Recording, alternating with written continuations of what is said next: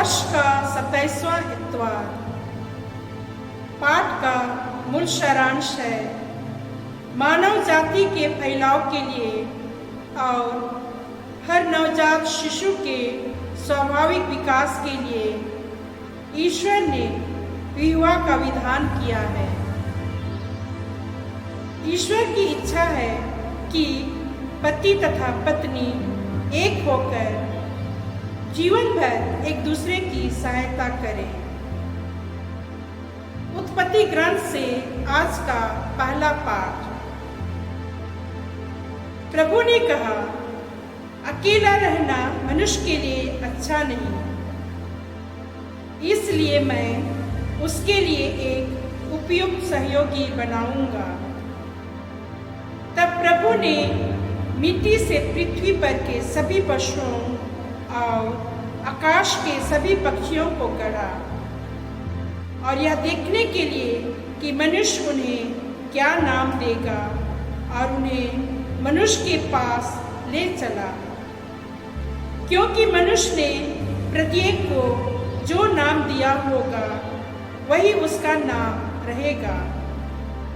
मनुष्य ने सभी घरेलू पशुओं, आकाश के पक्षियों और सभी जंगली जीव जंतुओं का नाम रखा, किंतु उसे अपने लिए उपयुक्त सहयोगी नहीं मिला। तब प्रभु ईश्वर ने मनुष्य को गहरी नींद में सुला दिया, और जब वह सो गया तो प्रभु ने उसकी एक पसली निकाल ली और उसकी जगह को मांस से भर दिया। इसके बाद प्रभु ने मनुष्य से निकाली हुई पसली से एक स्त्री को गढ़ा और उसे मनुष्य के पास ले गया। इस पर मनुष्य बोल उठा, यह तो मेरी हड्डियों की हड्डी है और मेरे मांस का मांस।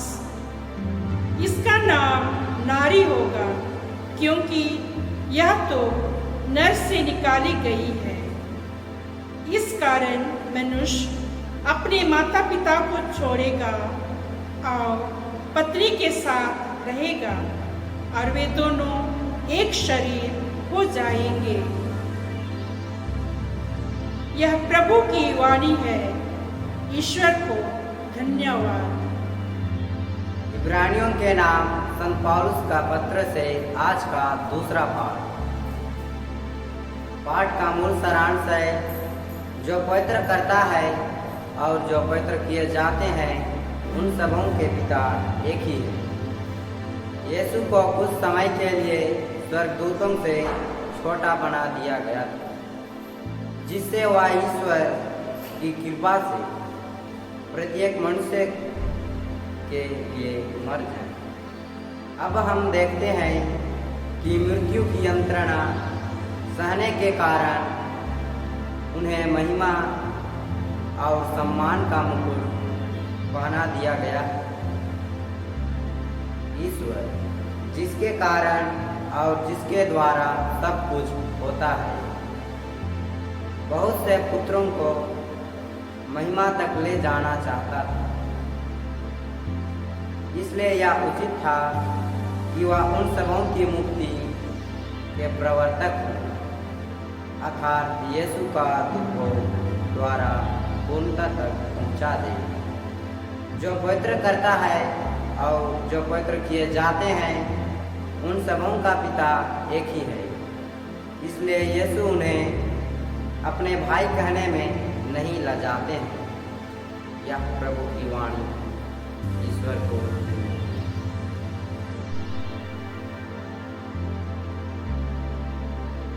संत मार्कुस के अनुसार आज का पवित्र सुसमाचार, अध्याय 10 पद संख्या 2 से 16 तक। फरीसी यीशु के पास आए और उनकी परीक्षा लेते हुए उन्होंने ये प्रश्न किया, क्या अपनी पत्नी को त्याग देना पुरुष के लिए उचित है? यीशु ने उन्हें उत्तर दिया, मूसा ने तुम्हें क्या आदेश दिया है? उन्होंने कहा, मूसा ने तो त्याग पत्र लिखकर पत्नी को त्यागने की अनुमति दी है।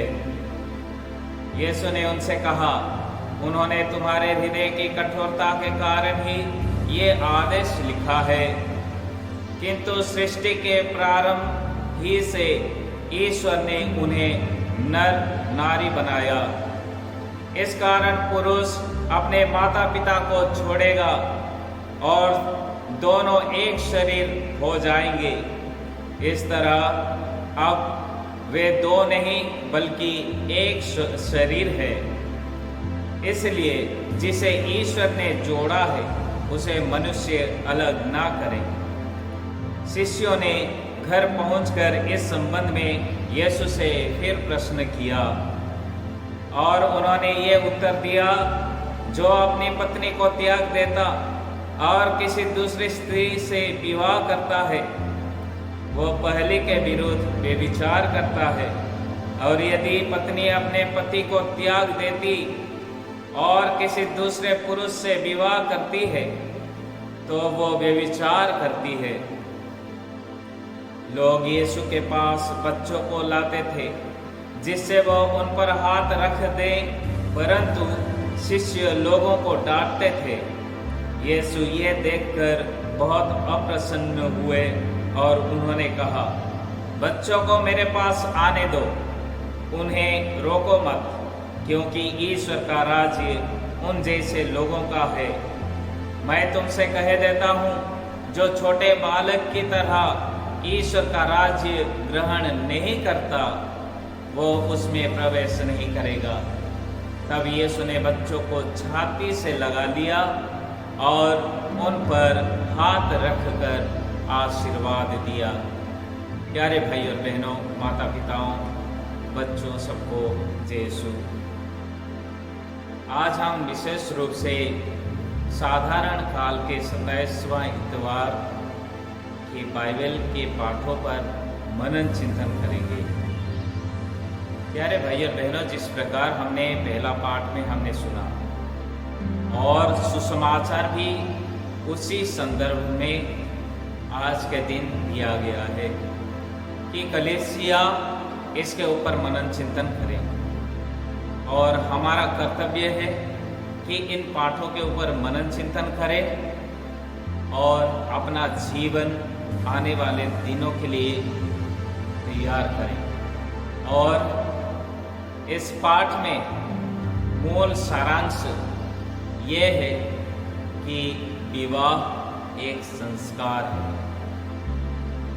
विवाह एक बंधन है, विवाह ईश्वर के द्वारा दिया गया एक पवित्र संस्कार है, पवित्र बंधन है। प्यारे भाई और बहनों, हमारे भारतवर्ष में हम इसके बारे में जानते हैं कि विवाह एक पवित्र बंधन है जिसमें एक स्त्री और एक पुरुष हमेशा हमेशा के लिए बन जाते हैं।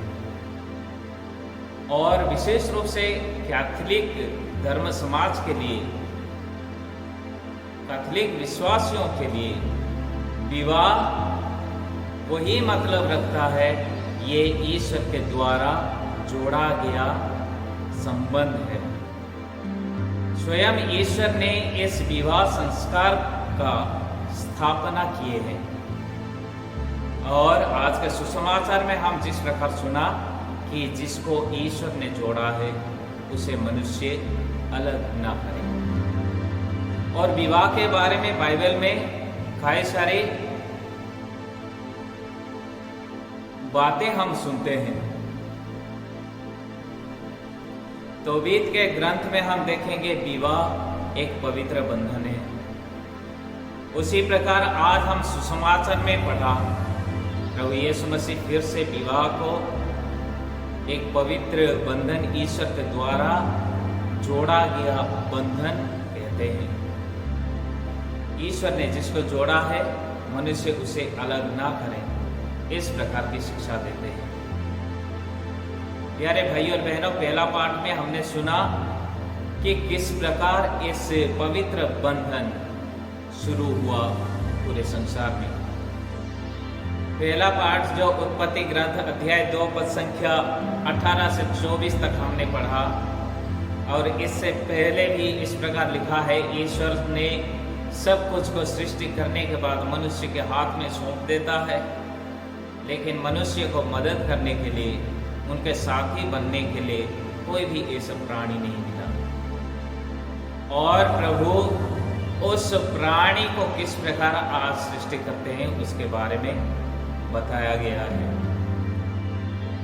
आदम को गहरी नींद में सुला देते हैं और उनके पसली की एक हड्डी निकलकर उसी हड्डी से एक नारी की सृष्टि करते हैं और आदम के सामने ईश्वर उस नारी हवा की पेश करते हैं।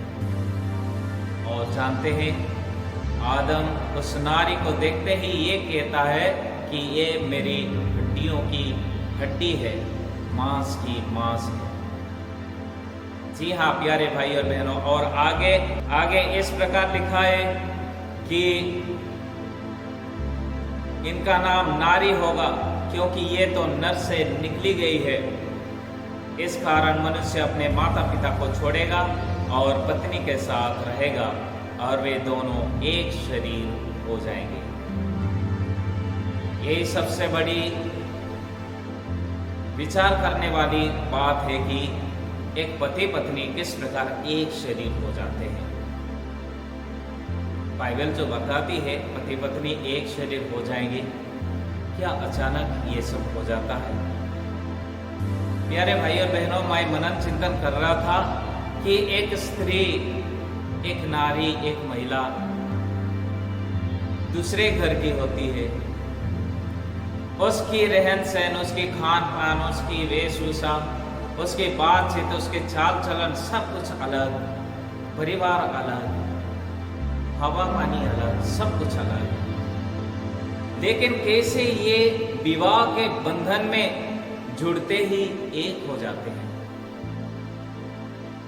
एक दूसरे को प्यार करने लगते हैं, एक दूसरे की सेवा करने लगते हैं।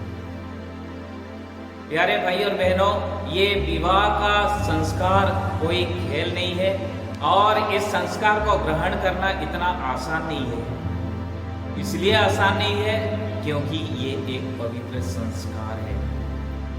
हम इस विवाह पवित्र बंधन को माता कलीसिया एक संस्कार, सातों संस्कार में से एक मानती है। तो इस प्रकार जब विवाह संबंध में जुड़ जाते हैं, विवाह संस्कार ग्रहण करते हैं, तो पति पत्नी एक शरीर हो जाते हैं। क्या आपने अनुभव किया अपने जीवन में? क्या आपने किसी को देखा विवाह होते ही एक शरीर हो जाते हैं?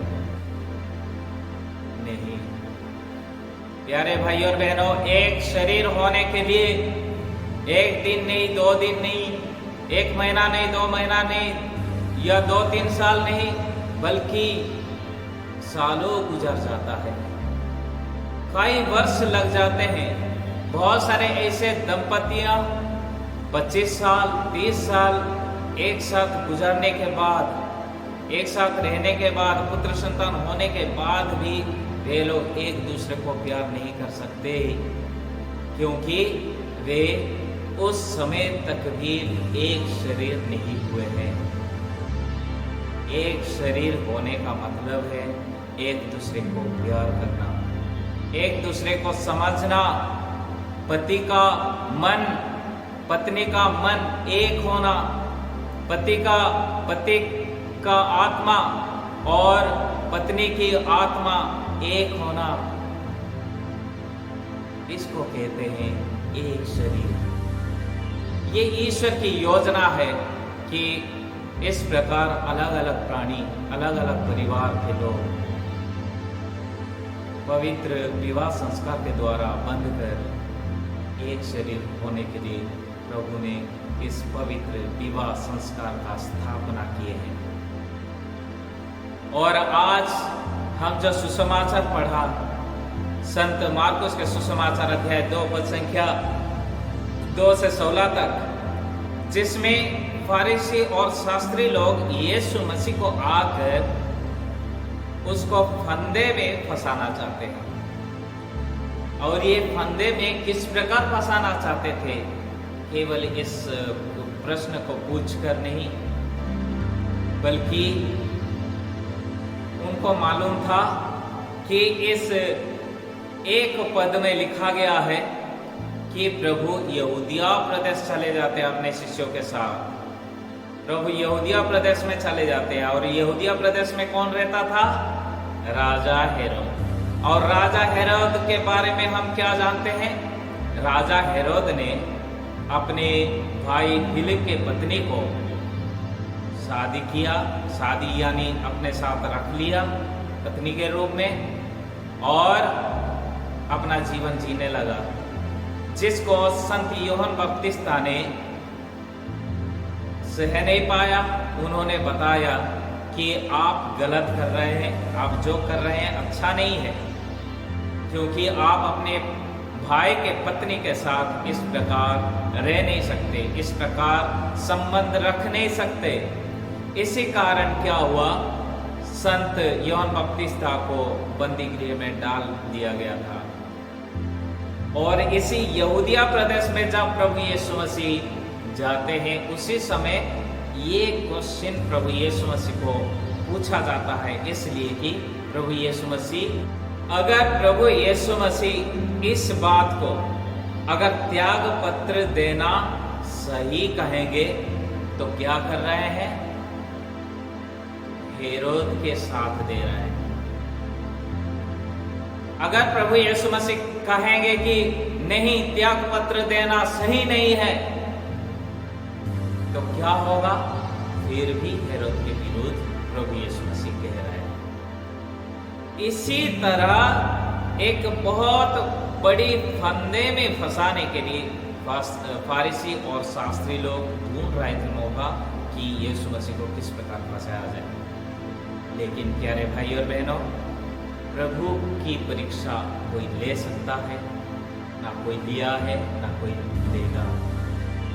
प्रभु स्वयं नियम देने वाले, वो उसी नियम को तोड़ने के लिए, बर्बाद करने के लिए नहीं आए, जो कि हम संत मत्ती के सुसमाचार अध्याय 5 पद संख्या 17 में प्रभु यीशु मसीह स्वयं कहते हैं, ये ना समझो कि मैं संहिता अथवा नबियों के लेखों को रद्द करने आया हूँ। उन्हें रद्द करने नहीं, बल्कि पूरा करने आया हूँ। जी हाँ, प्रभु यीशु मसीह किसी भी प्रकार के नियम को तोड़ने नहीं, बल्कि उस नियम को जान देने के लिए, उस नियम को आत्मा देने के लिए प्रभु यीशु मसीह आए। और उसी प्रभु को फारिसी और शास्त्री लोग आज ये प्रश्न करते हैं कि त्याग पत्र देना उचित है या नहीं, त्याग पत्र देना उचित है या नहीं। प्यारे भाई और बहनों, फारिसी और शास्त्री वे सचमुच में अंधे और अज्ञानी थे। भले अपने जमाने में उस इलाके में सबके सामने वे पंडित थे, बड़े बड़े विद्वान थे, लेकिन वो सचमुच में उनकी कोई ज्ञान नहीं था। क्योंकि अगर ज्ञान होता तो वे मलाकी, नबी मालाकी के ग्रंथ अध्याय 2 पद संख्या 16 को पढ़ते, जिसमें ये लिखा है, प्रभु इस्राएल का ईश्वर ये कहता है, मैं तलाक से घृणा करता हूँ। विश्वमंडल का प्रभु यह कहता है, मुझे उससे घृणा है।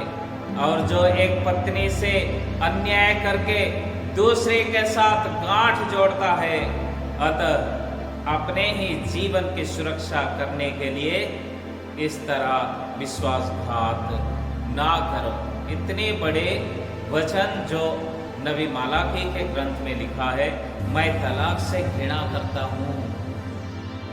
प्रभु कहते हैं मैं तलाक से घृणा करता हूँ, और वही तलाक के बाद आकर प्रभु यीशु मसीह को पूछते हैं। लेकिन प्रभु यीशु मसीह उस नियम को तोड़ते नहीं। प्रभु यीशु मसीह पूछते हैं, आपके संहिता में क्या लिखा है? उन्होंने तुरंत जवाब दिया, हमारे संहिता में नबी मूसा ने इस प्रकार तलाक देने का, तलाक पत्र लिखकर त्याग देने का आदेश दिया। प्रभु यीशु मसीह क्या कहते हैं? प्रभु यीशु मसीह कहते हैं कि तुम्हारे हृदय के कठोरता के कारण इस प्रकार दी गई। बाइबल के शुरुआत वचन को याद दिलाते हैं उत्पत्ति ग्रंथ अध्याय 2 पद संख्या 2 से 10 तक, जो कि आज हमने पहले पाठ में पढ़ा। क्योंकि अंत में यह लिखा है, ये तो मेरी हड्डियों की हड्डी है और मेरे मांस का मांस, इसका नाम नारी होगा, क्योंकि ये तो नर से निकाली गई है। इस कारण मनुष्य अपने माता पिता को छोड़ेगा और पत्नी के साथ रहेगा और वे दोनों एक शरीर हो जाएंगे। प्रभु यीशु मसीह इस बात को, इस नियम को और भी तगड़ा बनाते हैं।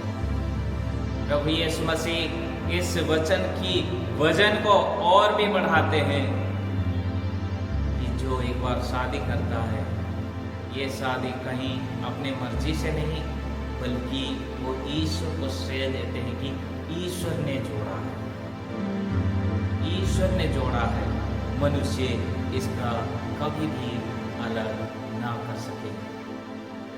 प्यारे भाई और बहनों, दूसरी बात, ये प्रश्न क्यों इन लोगों ने पूछा? ये प्रश्न क्यों इन लोगों ने प्रभु यीशु मसीह से पूछा? बाइबल बताती है कि वो फंदे में फंसाना चाहते हैं। दूसरी बात जो बताया नहीं गया, ये लोग इसलिए पूछा कि नारी यानी महिला, स्त्री, ये आदमी के लिए कोई मायने नहीं रखता। ये यहूदियों के रीति रिवाज के अनुसार इंसान नहीं, बल्कि एक स्त्री आदमी का प्रॉपर्टी है।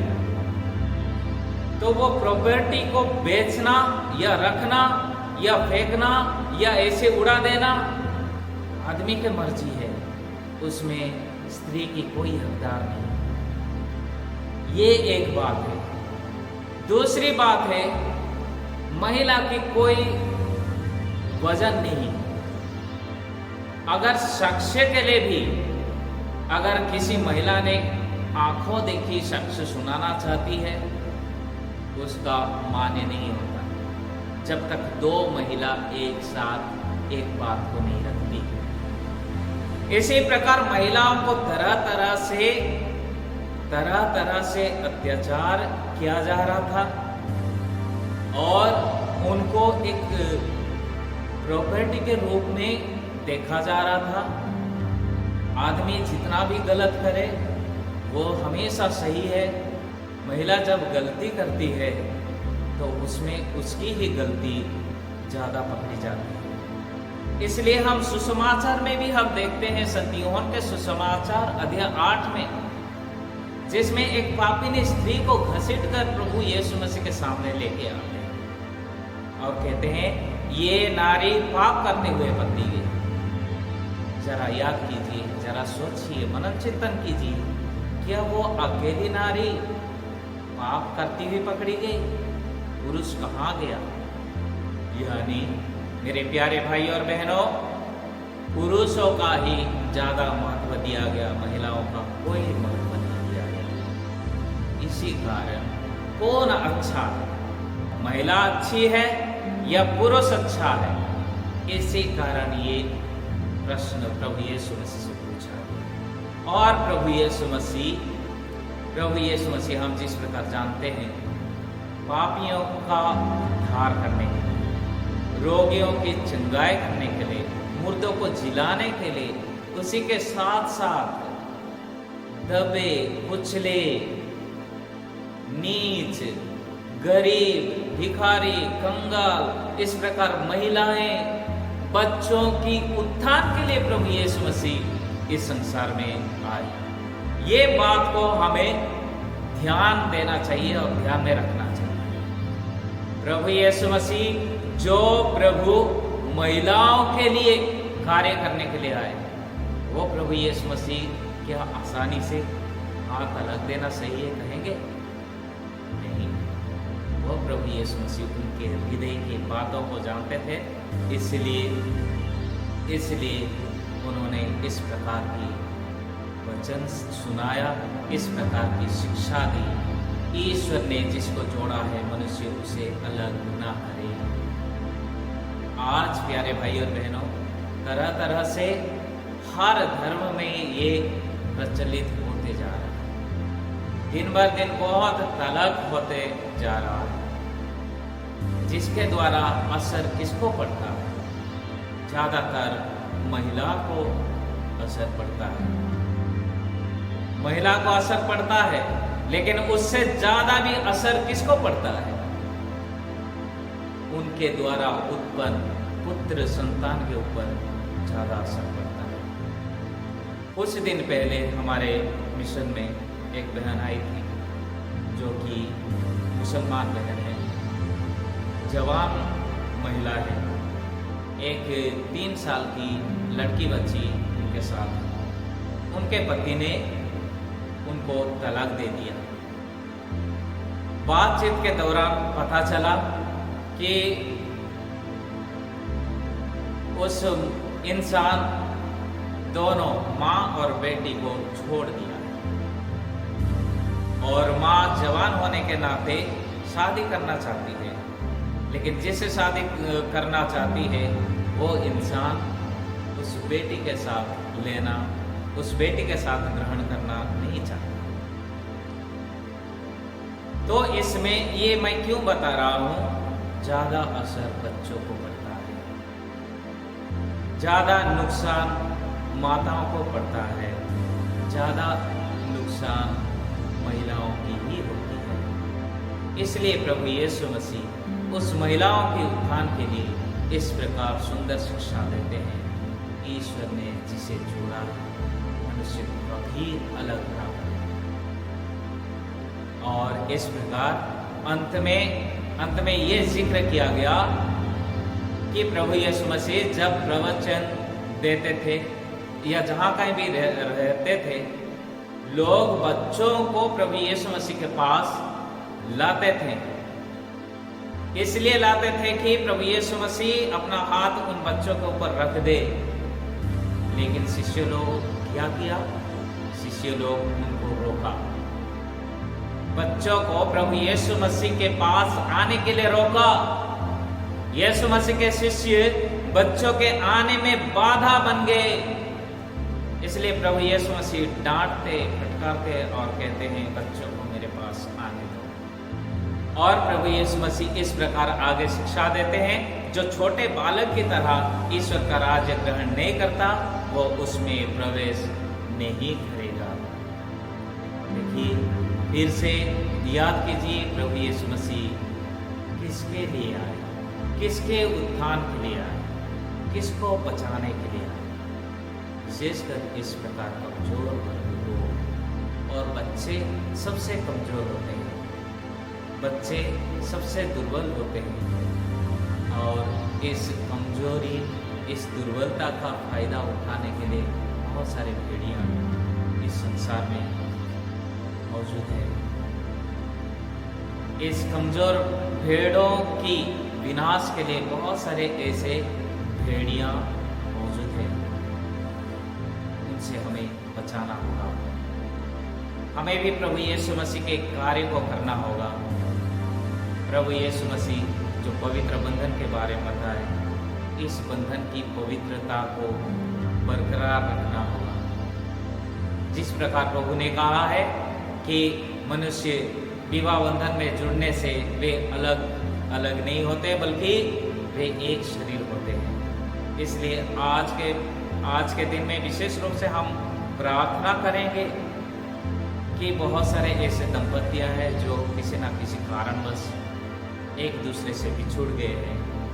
इस प्रकार के दंपतियों को प्रभु एक साथ लाए, और माता कलीसिया इस संस्कार को आज भी उतना महत्व देती है जितना शुरू से चली आ रही है। आप जानते हैं कि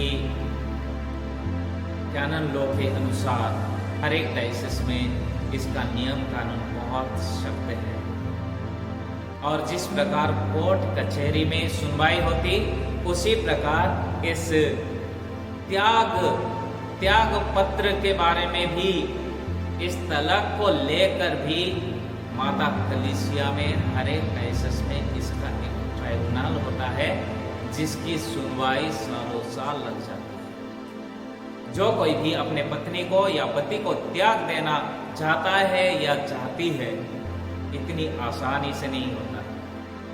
इसके लिए कई साल लग जाते हैं। आदमी या महिला भले बुजुर्ग होकर मर जाएंगे, लेकिन उनको तलाक देने का आदेश नहीं मिलती। तलाक देना बहुत बड़ी पाप है। जो तलाक देता है वो क्या क्या पाप करता है, इसी संदर्भ में संत मत्ती के सुसमाचार अध्याय 19 फिर 1 से 10 तक हम पढ़ते हैं। जो तलाक देकर दूसरी पत्नी से शादी करता है, वो अपने पत्नी के विरुद्ध पाप करता है। उसी प्रकार जो पत्नी इस प्रकार अपने पति से बिछुड़कर दूसरी शादी कर लेती है, वो भी उसी प्रकार पाप करती है। इसलिए तलाक देना ईश्वर के दृष्टि में बुरा है और ईश्वर के नज़र में बहुत बड़ा पाप है। प्यारे भाई और बहनों, आइए आज के दिन में हम विशेष रूप से प्रार्थना करें कि प्रभु जो संस्कार हमारे माता पिताओं को, हमारे भाई बहनों को, हमारे रिश्तेदारों को दिया है, ये संस्कार वे भली भांति समझे और पूरे संसार में, चाहे वो किसी भी धर्म का क्यों ना हो, पति पत्नी यानी ये ईश्वर का योजना है। ये कोई खेल नहीं है। शादी करना एक पवित्र बंधन है। हर एक जाति, हर एक धर्म के लोग इस बंधन की, इस पवित्र बंधन की सम्मान करें, आदर करें और मरते दम तक एक दूसरे को प्यार करते रहें और मरते दम तक एक दूसरे की सेवा करते रहें। जो हमारे माता पिता शादी के संस्कार ग्रहण करते समय एक दूसरे से वादा किया था, मैं आपको आपके बीमारी में, आपके हर परिस्थिति में अपनी पत्नी के रूप में ग्रहण करता हूँ, उसी प्रकार हमारी माँ अपने पापा को दोहराई होगी। मैं बीमारी में, हर प्रकार की परिस्थिति में सदा आपकी पत्नी होकर आपकी सेवा करते रहूँगी। तो ये विश्वास बरकरार रहे, ये विश्वास हमारे समाज में बरकरार रहे, जिससे सबका भला हो, महिलाओं का भला हो, बच्चों का भला हो। आइए प्यारे भाइयों बहनों, हम प्रार्थना करें। हे सर्वशक्तिमान दयालु पिता, तेरे इस पवित्र सुंदर वचनों के लिए हम तुझे तहे दिल से धन्यवाद देते हैं। हे प्रभु, इन वचनों के द्वारा तूने हमें बहुत बड़ी रहस्यमय शिक्षा प्रदान की और शादी को एक पवित्र बंधन, पवित्र संस्कार ठहराया। हे प्रभु, इस विवाह संस्कार को ज़्यादा से ज़्यादा लोग एक पवित्र बंधन के रूप में स्वीकार करें और इसके ऊपर विश्वास करें। हे प्रभु, हमारे समाज में बहुत सारे ऐसे दंपतियां हैं जो कि किसी न किसी कारणवश एक दूसरे को छोड़कर अपना जीवन बिता रहे हैं। ऐसे ऐसे दंपतियों का मन को तू परिवर्तन कर और फिर से तो विवाह के पवित्र बंधन में जोड़ने की बात कर। हे प्रभु, तू इस पवित्र विवाह बंधन के संस्कार इसलिए स्थापन किया कि उनके द्वारा पुत्र संतान उत्पन्न हो और पूरे संसार में फैल जाए। हे प्रभु, इसी कारण ये पवित्र बंधन के द्वारा जितने भी पुत्र संतान उत्पन्न होते हैं, उन पुत्र संतानों का, उन बच्चों का ख्याल करने की कृपा। ऐसे ऐसे बच्चे पूरे संसार भर में हैं जिनके माता पिता उन बच्चों को त्याग दिए और दूर कर दिए, या किसी न किसी कारणवश ऐसे ऐसे बच्चे भटक रहे हैं। हे प्रभु, उनको तेरे पास आने के लिए रोका जा रहा है। ऐसे ऐसे बच्चों के प्रति दया कर और लोगों को बुद्धि दे, ज्ञान दे, जिससे बच्चों की सेवा कर सके। ऐसे रास्ते में भटकने वाले, रेलवे स्टेशन में भटकने वाले, ऐसे से अनाथ बच्चों की जितने लोग भी सेवा कार्य करते हैं उन सबको तू आशीष प्रदान। हम ये प्रार्थना करते हैं हमारे प्रभु यीशु क्रिस्त के द्वारा, आमीन।